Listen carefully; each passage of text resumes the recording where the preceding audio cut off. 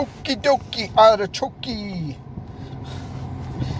On to chapter 30 of Genesis. Now when Rachel saw that she bore Jacob no children, Rachel envied her sister and said to Jacob, "Give me children, or else I'll die." And Jacob's anger was aroused against Rachel, and he said, "I am in the place of God, who has withheld from you the fruit of the womb." So she said, "Here is my maid Bilhah. Okay. Go in to her, and she will bear a child on my knees, that I also may have children by her." Then she gave him Bilhah, her maid, as a wife, and Jacob went in to her. Bilhah conceived and bore Jacob a son. Then Rachel said, "God has judged my case, and he has also heard my voice, and gave me a son." Therefore she called his name Dan. Now Rachel's maid Bilhah conceived again, and bore Jacob a second son.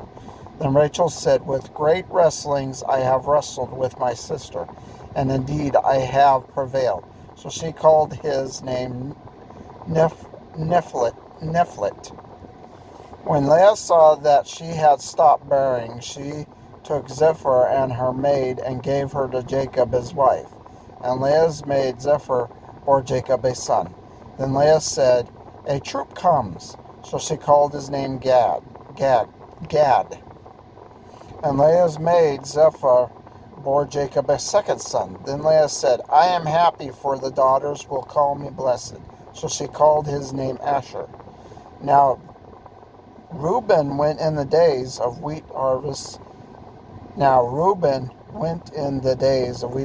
And found mandrakes in the field, and brought them to his mother Leah. Then Rachel said to Leah, "Please give me some of your son's mandrakes." But she said to her, "Is it a small matter that you have taken away my husband? Would you take away my son's mandrakes also?" And Rachel said, "Therefore he will lie with you tonight for your son's mandrakes." Then Jacob came out of the field in the evening. Leah went out to meet him and said, "You must come in to me, for I have surely hired you with my son's mandrakes."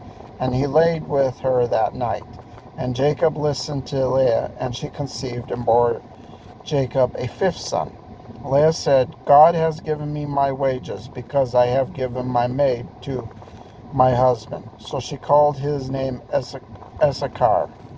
Then Leah conceived again and bore Jacob a sixth son.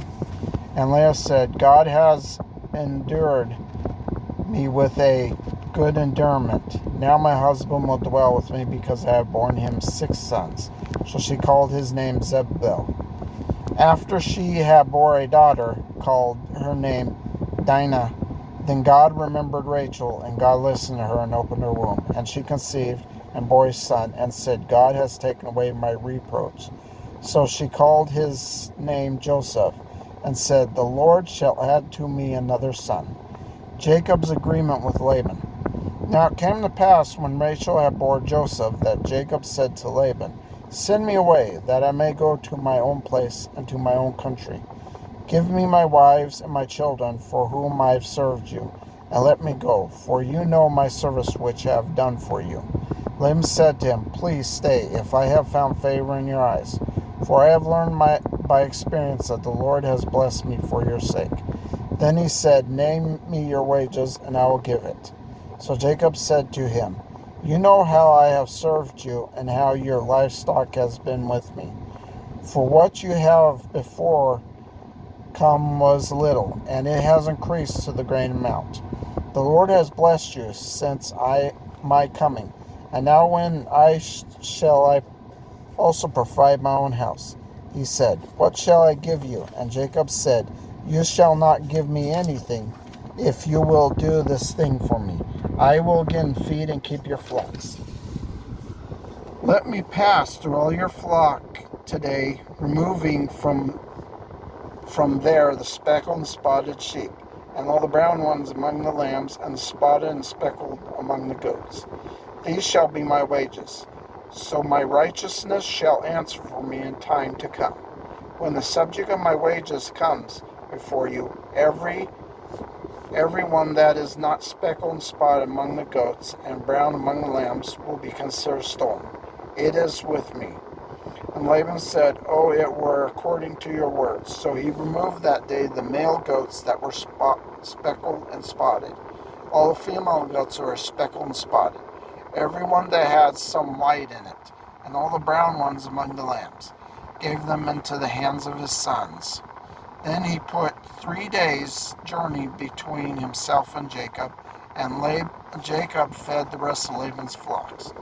Now Jacob took for himself rods of green polar and of the almond and chestnut trees, peeled white strips in them, and disposed the white which was in the rods.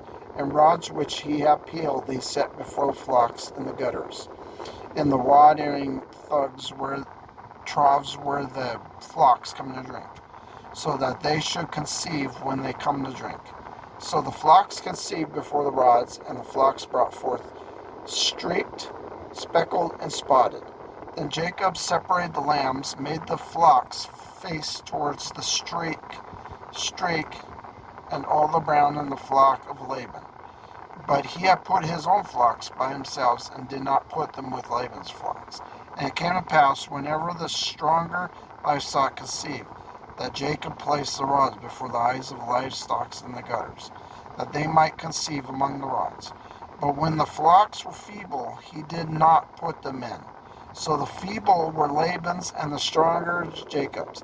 Thus the man became exceedingly prosperous, and had large flocks, female, male servants, camels, and donkeys. Okay. Jacob knew how to play, how to raise flocks in that pretty good. It shows here. He also, you just gotta love this family, being very deceitful towards each other. It's like Laban does something wrong, Jacob pays him back. So the way Jacob paid him back was basically gave him the feeble, weak ones of livestock, and he had the strong ones. It's a wonderful. Families are wonderful sometimes, especially, this family that did some really, really awful things to each other.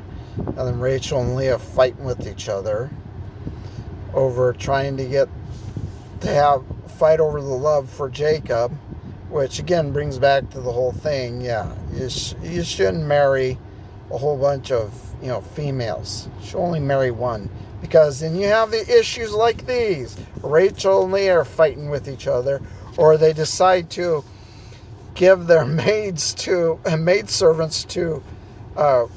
maids to Jacob. So I feel really bad for Jacob. I mean, he basically, to me, picture him running back and forth, to and fro. I mean, good grief. I'm surprised that he did not, go nuts. Because I think any other man would probably go nuts at this point, with everything that's going on. So, but Rachel had Joseph. God opened her womb and remembered her and opened her womb. She had Joseph, which is good because she finally had her first son. But it's interesting because out of all those, which we'll get to later, the 12 children out of all of Jacob's kids, there was 12 of them. And they're also the 12 tribes of Israel. Mind you, yes, there was not a tribe called the Joseph tribe, the Josephnites, because it was Joseph's sons that tribe came from. I believe that's right.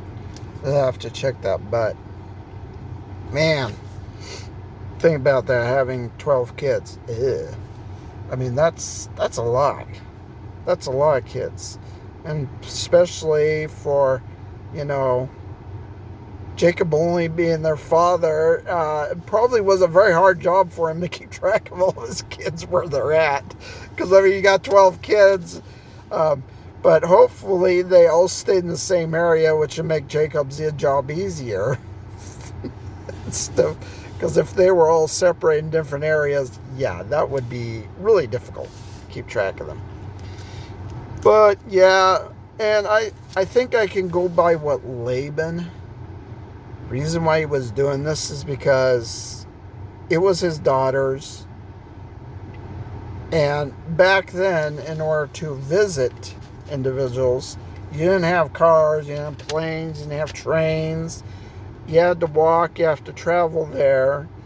And I think the reason why he did a lot of this stuff to Jacob is because he had the fear of missing both his daughters, Rachel and Leah, very much. Because he knew when they were going to leave there that he probably would not see a lot of them anymore. And it was that fear of, not seeing his daughters anymore, which I can understand that because a lot of parents are like that way. But because today, these days, like we have plane, trains, automobiles, so it's a lot quicker to travel than compared to back then, because they had to do a lot of days traveling because they were either traveling by horse, donkey, camel, from one area to the next, or walking there. And it would have took a lot longer days to get there, probably weeks too, wherever they're at, because these cities weren't like clumped up next to each other.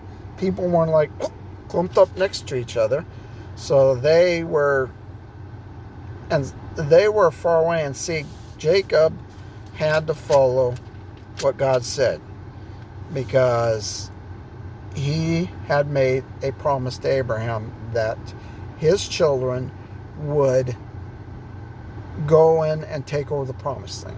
Now that's a little ways down the road, not until we get to Moses, which is probably not until Exodus. Right now we're in Genesis, so. But we'll get to that point, because read more about that. But that's my whole things. There's some quote in the Bible called Discovery, Health and Medicine. A mandrake, Genesis 30:14. A small plant that blooms in the spring has roots resembling person's legs. It was a reputation of aid to physical passion. Plants get their reputation as medicines or potions, sometimes from science and sometimes from traditional superstition, or form of mixtures of these. So mandrakes were, I know what mandrakes look like, because I play games, and some of the creatures in there are mandrakes. They look like legs. Interesting plant that will look like person's legs. Roots resemble a person's legs. Yeah, that's, you would think the mandrake would probably, after full grown, pop its leg roots out of the ground and then run off. That'd be really weird to see a plant running down the street. So anyway, I'll go ahead and pray. Dear Heavenly Father, help the wonderful word get to people through my station, Father. Help them to be blessed and help them receive your Son into their life, Father. In Jesus' name, amen. Talk to you later. Bye.